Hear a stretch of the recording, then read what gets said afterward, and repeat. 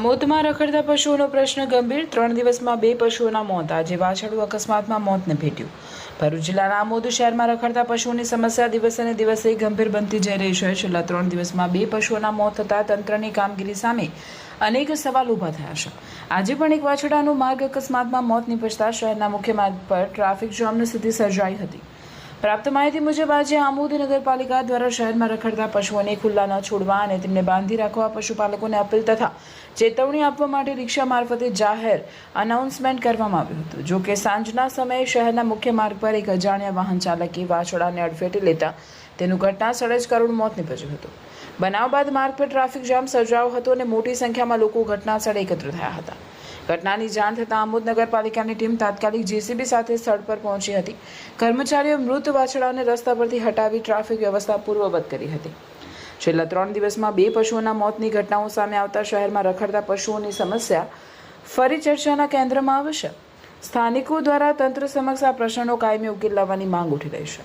રખડતા પશુઓના કારણે વારંવાર માર્ગ અકસ્માતો અને પશુઓના મોતની ઘટનાઓ બનતી હોવાના કારણે નાગરિકોમાં પણ ચિંતા વધી છે। હવે માત્ર ચેતવણી પૂરતી રહેશે કે પછી આ સમસ્યાના કાયમી નિરાકરણ માટે અસરકારક કાર્યવાહી કરવામાં આવશે તેના પર સૌની નજર મંડાઈ છે। આમોદ શહેરના તમામ પશુપાલકોને જણાવવામાં આવે છે કે તમારા પોતાના પશુઓ પોતાની માલિકીમાં તથા વાડામાં બાંધવા માટે ખાસ સૂચના આપવામાં આવે છે। 212, 213, 214ની કલમ હેઠળ કાયદેસરની કાર્યવાહી કરવામાં આવશે, તેની ગંભીરતાથી નોંધ લેવી। મારું નામ જીતભાઈ માછી છે અને હું ગૌરક્ષક અને જીવદયા કાર્યકર્તા છું।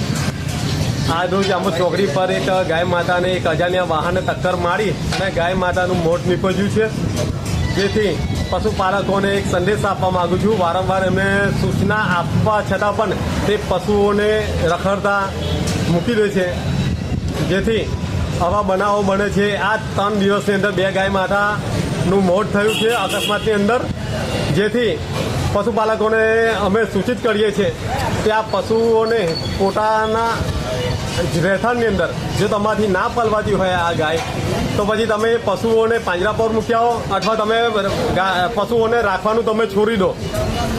આજે નગરપાલિકા દ્વારા રિક્ષા ફેરવવામાં આવી તે અનુસંધાને શું કહેવા માંગો? આજે નગરપાલિકા દ્વારા જે રિક્ષા ફેરવવામાં આવી છે, બહુ સરસ એમની કામગીરી કરવામાં આવી છે। નગરપાલિકા દ્વારા 2 દિવસની સૂચના આપેલી છે। હવે જોઈ રહ્યું તો નગરપાલિકા 2 દિવસ પછી શું એક્શન લઈએ છે।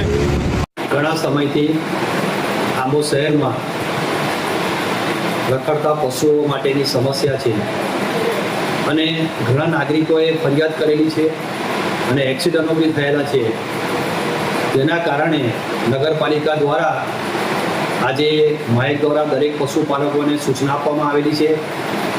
એ સૂચનાનું પાલન કરવા માટે એમને કીધેલું છે અને જો સૂચનાનું પાલન નહીં થાય નગરપાલિકાના અધિનિયમ 1963 હેઠળ જે કંઈ કાર્યવાહી કરવાની થશે એ નગરપાલિકા કાર્યવાહી કરશે। પરંતુ નગરપાલિકા વતી હું પશુપાલકોને દરેકને વિનંતી કરું છું કે પોતાના ઢોર જે છે એ પોતાના વાડામાં બાંધી દે અને રખડતા ના છોડે, જેથી કરીને કોઈ માનવજાતનું નુકસાન ના થાય।